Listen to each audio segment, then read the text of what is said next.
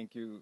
Thank you very much. It is my pleasure to be here. I want to thank the organizers. I want to thank Albino for the very kind introduction, and thank you all for the opportunity of telling you what we've been working on as it relates to Alzheimer's disease. I was particularly pleased to see that Andres, as a neurosurgeon, is now realizing the value of non-invasiveness and embracing ultrasound. And indeed, there are a number of non-invasive approaches. I'm going to focus on electromagnetic techniques, mostly because there is the most data on.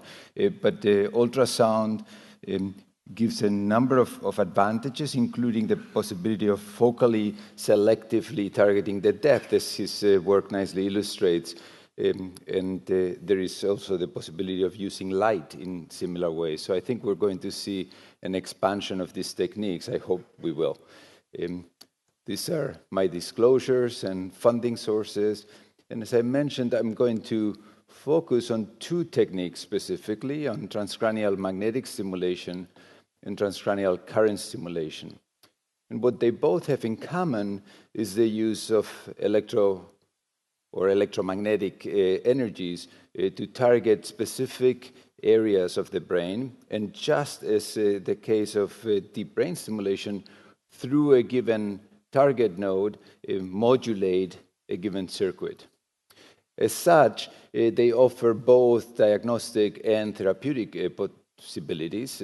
Diagnostic in the sense of identification of biomarkers that have the I think, appealing particularity of being truly translatable. One can apply the exact same metrics to animal models of different types, to children, to human normal subjects, and to patients.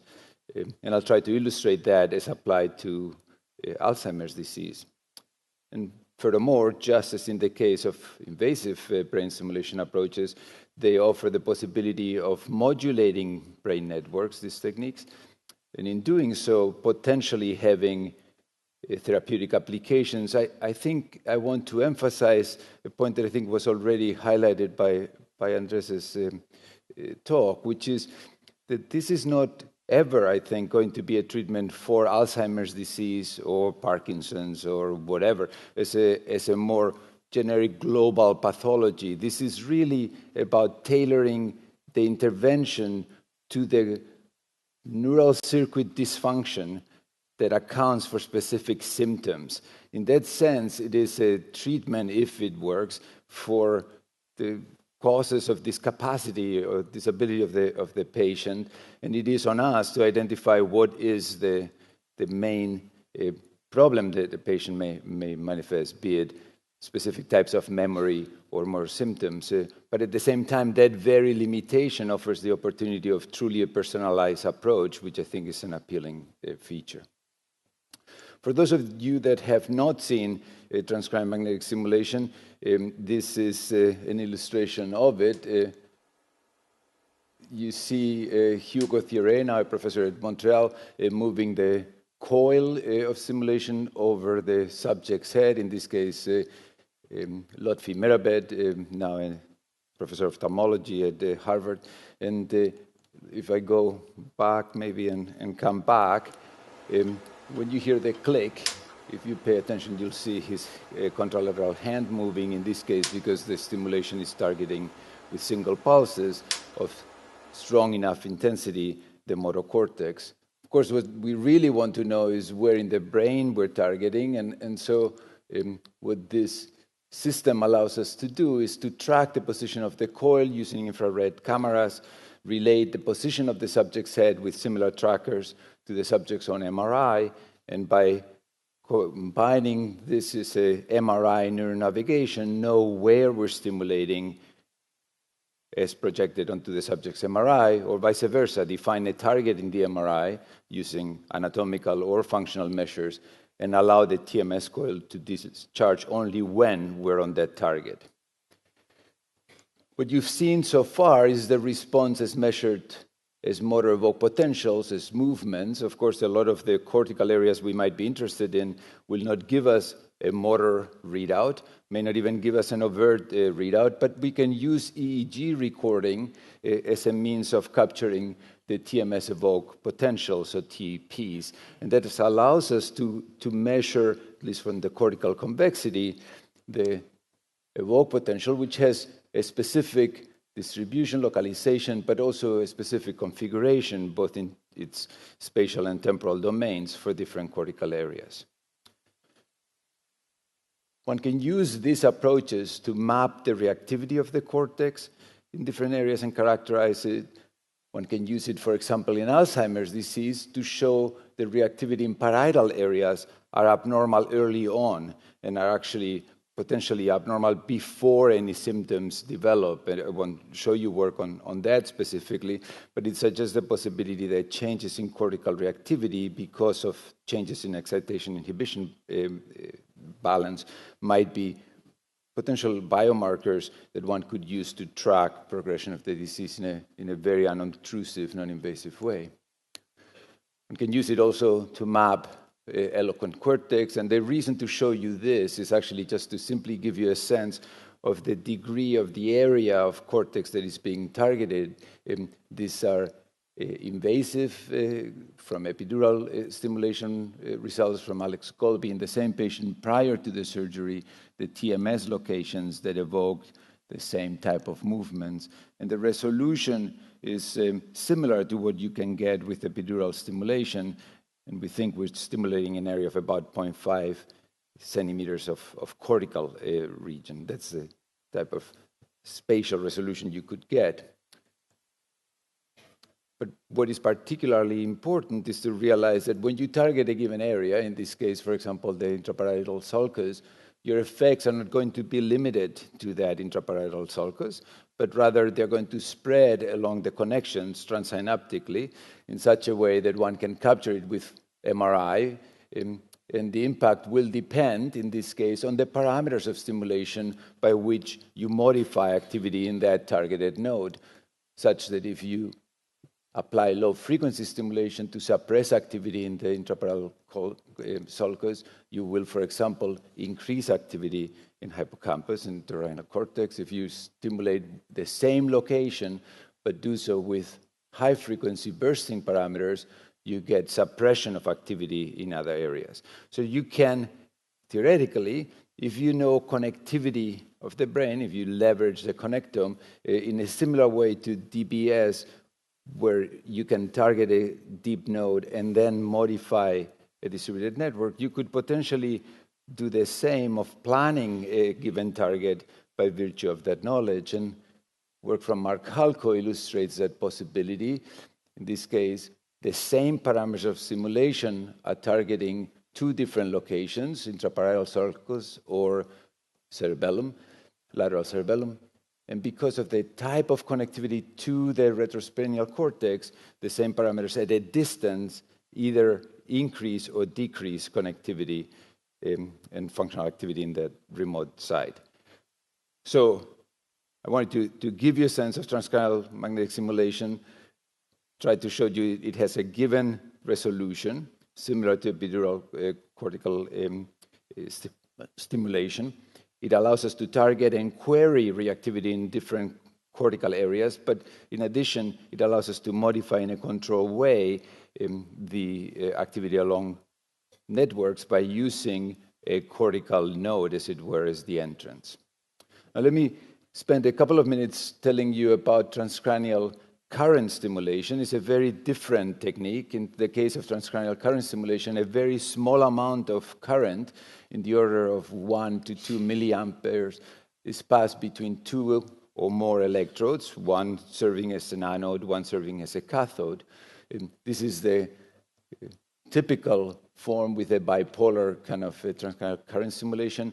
And as you can see, it generates in this colored map a fairly non-localized diffuse field that is certainly not enough to evoke any movement, as in the example that I showed you, or to actively depolarize neurons, but it could be enough to modify the resting threshold when you apply continuous direct current. And perhaps more interestingly, it can be applied as an alternating current at different frequencies, enabling the possibility of entraining different oscillations in the cortical areas. There is also the possibility of using,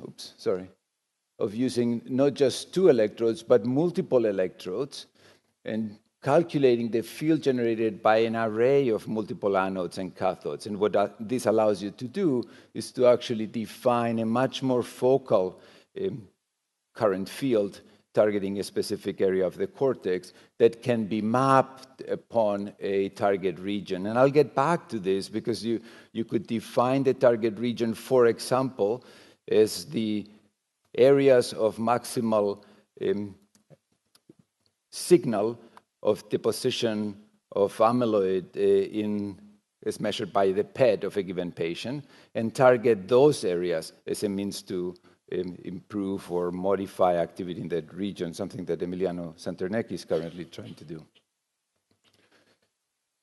The appeal of such multifocal stimulation that is guided by functional information is that you can then take, for example, the functional MRI or the PET, as I was mentioning, generate a threshold that target a distribution of a cortical map, and then calculate the position of electrodes that would give you a field that optimally maps onto that distributed network. And so that allows you to not only have a spatial field that maps onto your, not just one node, but your distributed network, but also potentially use EEG guidance of these different areas to induce oscillations at specific time points. So we know, for example, that the amount of gamma activity is different in different parts of the brain. You can generate such a field that will differentially activate frontal, parietal, temporal areas and show a prominent increase in gamma activity when you apply gamma, TACS, T stands for transcranial, ACS for alternating current stimulation.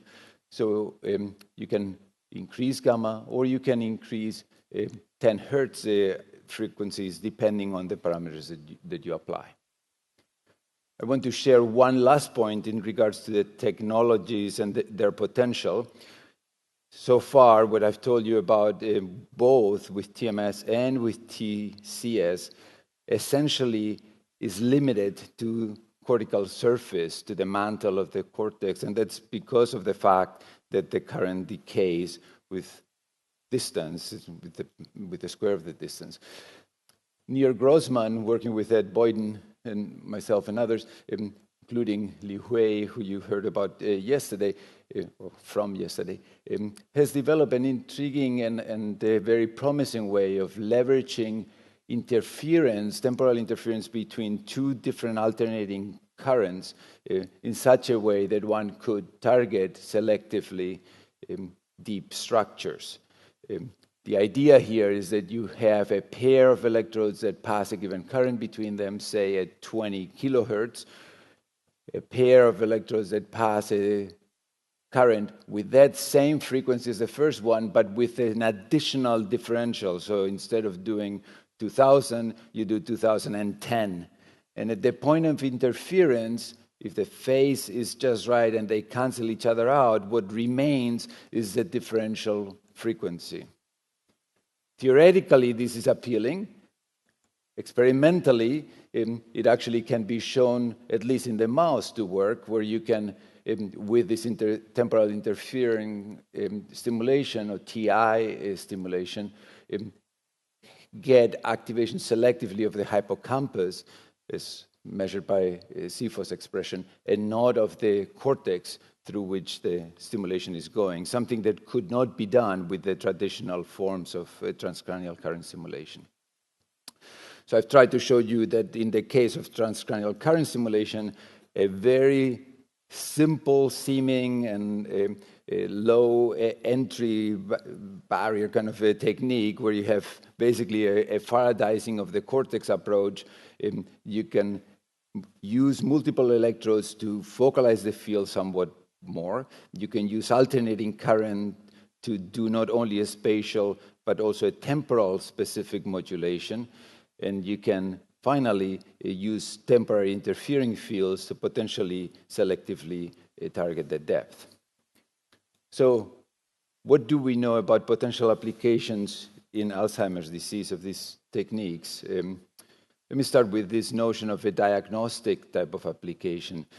Using repetitive TMS, one can use single pulses first to characterize cortical reactivity, as I showed you with TMS EEG for any one area.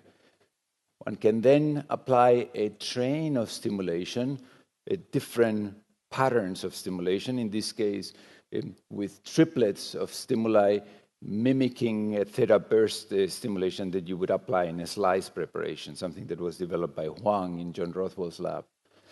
And immediately after that train of stimulation, you can measure the responses to the single pulses of TMS again. If your train is intermittent pulses of bursts, intermittent theta burst, your responses afterwards are potentiated, responses being these transcranial evoked potentials measured by EEG, in an LTP-like plasticity that is blocked by NMDA receptor blockers. If you apply continuous theta burst for the same 4 minutes of time, then your responses locally are suppressed. And they have a certain timeline, so the stimulation is applied here for just a few seconds or minutes in the repetitive theta burst pattern. And afterwards, for up to 30 to 40 minutes, there is a suppression of the responses with a continuous theta burst. There is a potentiation of the responses with the intermittent theta burst. If one applies this method to Alzheimer's disease patients, which makes sense given the thoughts of the toxic effect of free-floating amyloid to begin with on synapses and the progressive degeneration of the circuits. Giacomo Koch and Pete Fried have shown that while there is no alteration of this LTD-like suppression, there is a significant loss of LTP-like plasticity, consistent with the data in animal models, and very different than what one can find, for example, in autism spectrum disorders from work from Lindsay Oberman, where there is a potentiation of the efficacy of the mechanisms of plasticity. As I was mentioning, these kind of measurements are truly translatable, and one can query different cortical areas. So one can see, for example, that in patients with MCI, or even in type 2 diabetics, in whom there is an increased risk of developing Alzheimer's disease, there is alteration that looks exactly the same, but is more restricted to parietal and dorsolateral frontal areas. And you don't see the alteration initially in the motor cortex, for example. And it's translatable also because it can be, let me go back to this, can be applied in the same manner in an animal model, enabling the possibility of actually looking at rats or even scaling it down in mice as a way to look at Alzheimer's models. In addition to that, Pete Fried has shown that in fact that efficacy of the mechanisms of plasticity in patients, but also in healthy controls, relates to cognitive performance, to cognitive function. So it's both a measure that could be translatable and track interventions, but appears to have a meaningful relation to how the individuals are doing. If there is an alteration of the mechanisms of plasticity, then presumably the possibility of driving networks by usual mechanisms, say by instructions of performance of tasks, might be impaired, and perhaps because of that, the possibility of intervening on patients with Alzheimer's disease so that they can acquire skills, maintain skills, even procedurally, may be somewhat limited. But one can envision coupling the brain stimulation with cognitive training, pre-activating, as it were, a given network, making it more plastic, reversing some of this transiently, opening up a window of time, and then coupling it with the cognitive training. And that is exactly the notion behind a company's solution. Neuronics is the Israeli company that combines transcranial magnetic stimulation to different cortical regions immediately before engaging the subjects in cognitive training, computer-based cognitive training that targets different functions depending on where you've stimulated. So the idea is that for a given trial, you could get stimulation to any number of different locations, guided by neuronavigation and with a robot-assisted targeting. And you would then, immediately after the burst of stimulation that promotes this LTP-like response, engage the subject in a task for which you would need that cortical region or that network that is being engaged. The cortical regions and networks are defined by functional imaging of the subjects involved in those tasks. The stimulation is applied with parameters that would increase activity in that node. And for a given course of stimulation, there are 6 different pairings, as it were, of different cortical areas with different cognitive tasks. For example, targeting left inferior frontal gyrus to couple it with tasks that require differentiating different sentences on similarities or looking at the grammatical integrity of words or targeting areas for naming, visual spatial abilities, and so forth. The tasks themselves are designed in an adaptive way such that the patients start at a given level, and then progressively the tasks become more and more difficult, always pre-activating with the brain stimulation. So what happens when you do sham stimulation and sham stimulation in 10 subjects over the course of these are mild AD patients over the course of 6 weeks is that you basically don't change the ADAS-Cog. However, if both the cognitive training and the TMS are real, then you actually significantly improve the performance of these subjects at the end of the 6 weeks in the ADAS-Cog, an improvement that is not seen when just the cognitive training is real, but the stimulation is sham. So you need the pre-activation, it would seem, to be able to see the effect. If you just do stimulation alone, it's not here, you don't actually get the results either. It's the combination of both that appears to be critical.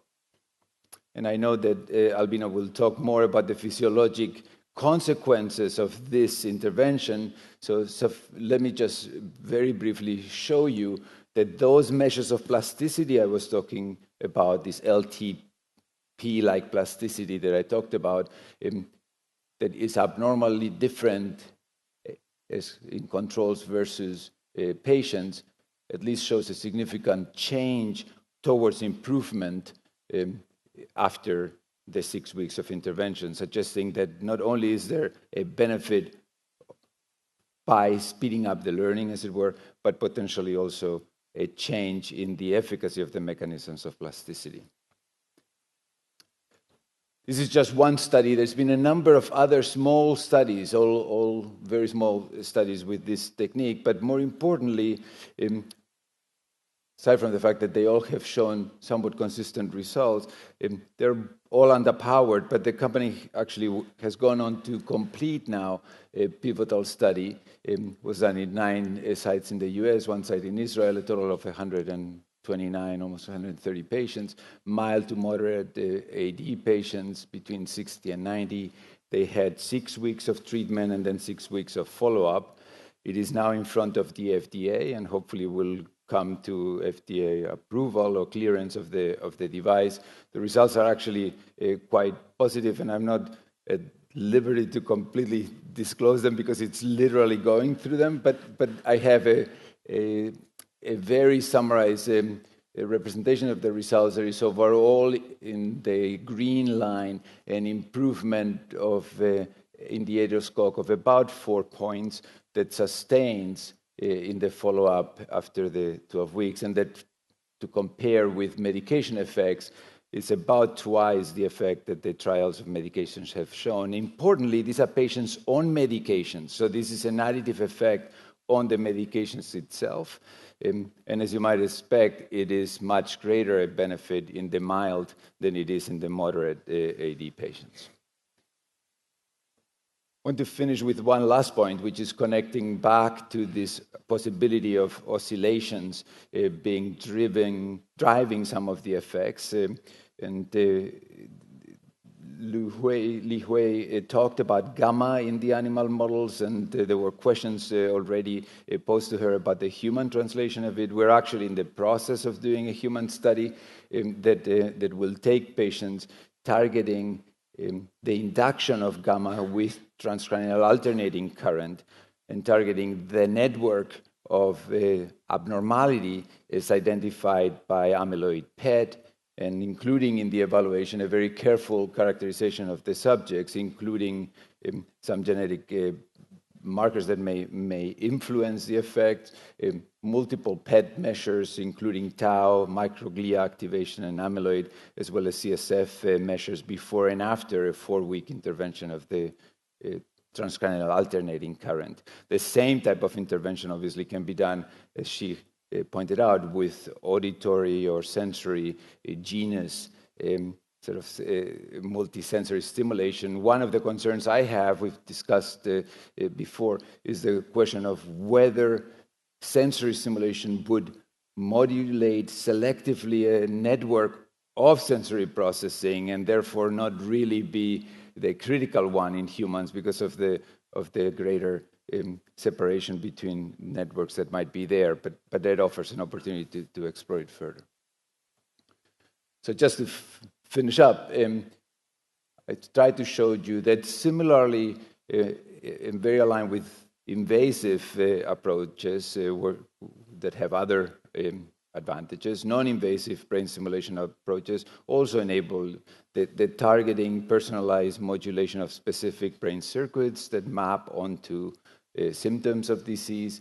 In the case of Alzheimer's disease, targeting multiple such networks provide an opportunity to improve their function, and with that, improve the acquisition or the sustaining of functionality in cognitive domains, different cognitive domains.